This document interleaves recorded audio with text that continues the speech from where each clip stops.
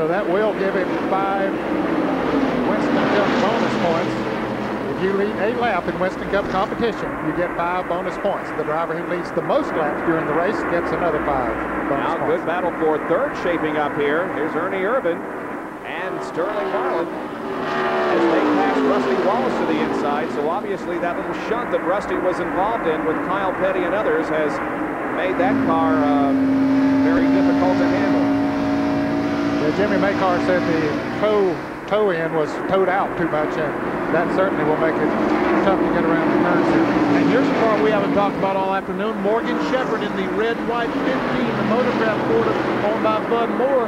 Look, he's up behind Brett Bodine. Shepherd running in 7th place, Brett Bodine running in the 6th position. Morgan Shepherd, of course, with a very good run in Atlanta 2 weeks ago, finishing second in that race, almost won it. Ooh, he's a little loose too. Did he wiggle severely up in the 3rd corner?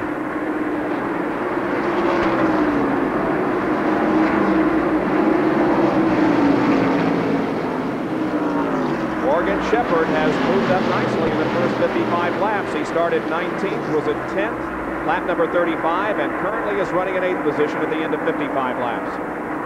That's pretty good progression on a track like ours.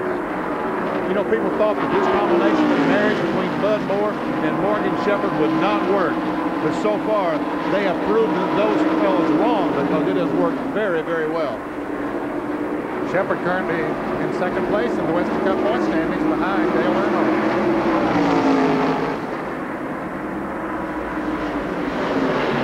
Mark Martin is also creeping up to make this a 3-car battle in the number 6 machine. Morgan takes his 15-car high on the racetrack between turns 1 and 2, but here comes Mark Martin as you can see him closing in. Now you can see the interval that Dale Earnhardt has opened up on 2nd place Geoff Bodine. So at the moment, this Trans-South 500 is in the hands of Dale Earnhardt. ESPN Speed World today at Darlington, South Carolina for the Trans-South 500 Winston Cup race. And we have completed 61 laps. And the guy that was running in 5th spot, Greg Sachs, well, he's had some problems. Is slowing on the racetrack, and it looks like his afternoon may be over. I believe the engine has let go on that Chevrolet, Bob. There was a little smoke coming from it. That might be the reason we saw him run up there behind the 3rd and 4th place car a little while ago. Then he backed off. The car was probably overheating, and he was just trying to cool it, but I believe it's got the best of it. You know, that was going to be a problem for the guys this afternoon because it has to be at least 20 degrees warmer this afternoon than it's been all weekend. And I don't know how you can figure out how much grill opening to run or anything else with the temperature we've had Thursday, Friday, and Saturday. As well as jetting the carburetor, which has a great deal to do with the engine temperature. So Greg is going to come down and go into his assigned slot here on pit road. Will not take the car behind the wall, at least for the moment. They'll look inside to see if it might be a repairable problem and maybe get Greg back out on the racetrack. Having a good run, was running 5th when the problem occurred. Let's go to Dick Berggren, who perhaps can tell us more. Dick? Well, I really wish I could, but right now there's not an awful lot to say. The mechanics are just looking the car over. One has just pointed his thumb in the direction of the garage area, and that's always a bad sign. The hood goes down. Apparently the engine has expired. And so they will take the 46 car behind the wall and back into the garage area. The day's over for Greg Sachs. On the racetrack, meanwhile, it continues to be a Dale Earnhardt story as he has the lead now, and he's about to put a lap on Kyle Petty in car number 42.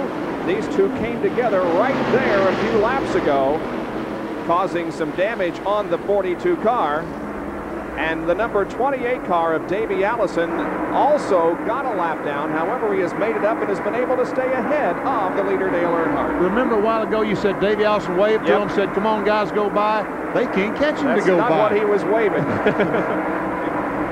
He's probably waving to Rusty Wallace, who he was passing at that time. But anyway, he has been able to stay ahead of the leader, Dale Earnhardt. There he is moving into turn number 1, just behind the Jimmy Williams car. 2nd place machine driven by Geoff Bodine, and then right there in 3rd spot, not too far behind Geoff, is Ernie Irvan in number 4. And not too far behind him, we just saw the yellow hood of Sterling Marlin's on Oldsmobile. And running in 5th place is Kenny Schrader right now. I think I left him out when we were talking about Brett Bodine and Morgan Shepherd back there a moment ago. Kenny Schrader was ahead of him at that particular point. He's running 5th. And, of course, in 6th now is Morgan Shepherd. Greg Sachs out of the race, Dick Berggren with him. Well, it ran awfully well while it ran, but it didn't run long enough. Well, Dick, you know, City Chevrolet Lumina was real strong. I'm disappointed we dropped out so early, but we had a little engine trouble. I'm just looking forward to Talladega when we come out with our new colors and Ultra Slim Fast. Got a lot of things to look forward to this year. We've got a radial tire here at Darlington for the first time today, Greg. Would you evaluate his performance thus far in the event? I felt right from the start of practice that the tire was working great. Very predictable, no surprises. The stagger stays the same all day. I think it's going to be a real good day for Goodyear. Good marks on the tire. Greg Sachs will watch the rest of this race from the pit area. Battle for second position, a good one. Number 11, Geoff Bodine, and number 4, Ernie Irvan as they pass Kyle Petty. And let's go inside Ernie Irvan's car. Now you can see there seems to be a light on in that car. Is that really a light on? No, that's a fuel pressure. That's a light. When he gets low on fuel, will come on. But that's just the sun reflecting off that yellow lens is what we're seeing. Because he pitted just a few laps ago and filled it up with gasoline. We see the sun once again reflecting on that yellow light.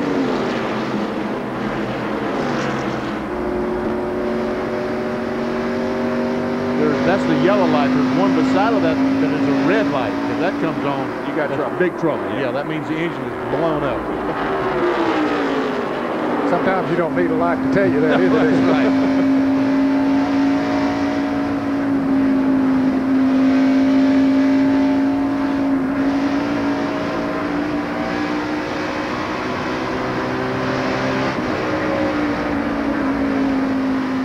Folks out in California watching this, that's your own Modesto's Ernie Irvan in the Kodak Film Oldsmobile following Geoff Bodine in the Budweiser Ford for second place. I should have slapped the New York fans who was cheering for Geoff Bodine, should I? Upstate New York, Shema. We'll be in that area later on in the season as we televise the Winston Cup race from Watkins Glen.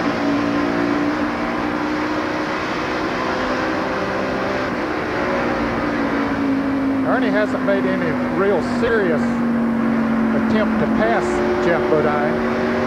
He knows that this is a long race and a tough track, and he just wants to keep his nose clean for a while. The number 20 car driven by Rob Moroso and the 9 car of Bill Elliott. This is for 10th position, 10th and 11th here. Rob Moroso, of course, a rookie on the Winston Cup Trail in 1990, leading the rookie points at the moment, and the veteran Bill Elliott, who won the Winston Million here at this track not too long ago. And you certainly can't count Bill Elliott out on this racetrack either. He's a good, smooth driver. He knows he has won here in the past. In fact, he won $1 million here a few years ago, and you just can never count him out here. There's a lot of traffic here. Brett Bodine. Also, Rick Wilson really squirrely coming off the second corner. Here comes Moroso to the inside to pass him, and Bill Elliott will also try to as they go into turn number 3. Let's see if Rick Wilson goes up enough for Bill Elliott to get alongside. He does. Elliott dives on the inside. That's the preferred position. Takes a spot away from Rick Wilson.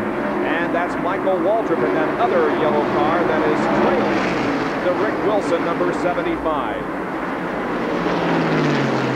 Those are the cars from about 9th through 15th position. You know, I was talking to Michael Waltrip just before the race started coming up here, and I didn't get a chance to speak to Darrell, but Michael told me his dad, Leroy, is feeling bad, and say hello to him back in Orangeburg, Kentucky. Leroy, the boys are okay. They're not leading, but they're doing okay.